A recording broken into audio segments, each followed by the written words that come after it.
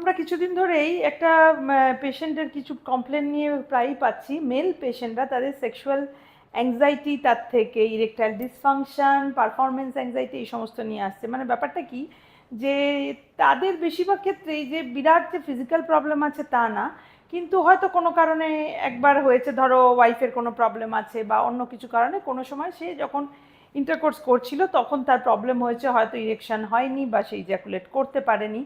তারপর থেকে দেখা যাচ্ছে তার এমন একটা অ্যাংজাইটিতে সে ভুগছে যে তার সেক্সুয়াল লাইফটাই তখন একদম বরবাদ হয়ে যাচ্ছে, কারণ সে সবসময় পারফরমেন্স অ্যাংজাইটিতে ভুগছে এবং তার কমপ্লেন হচ্ছে তার ইরেকশন আসছে না, অথবা সে ইজাকুলেট করতে পারছে না।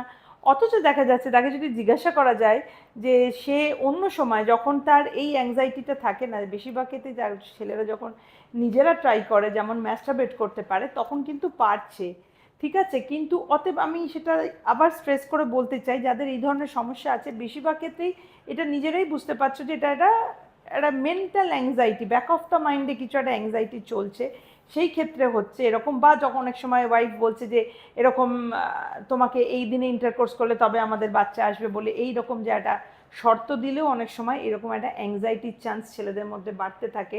তো তখন তাদের কিন্তু সেক্সুয়াল লাইফটাতেই প্রবলেম হয়ে যায়, যে একটা কনজুগাল লাইফ তারা মেনটেন করতে পারে না। ভেরি আনফর্চুনেট, বাট সমস্যার সমাধান আছে।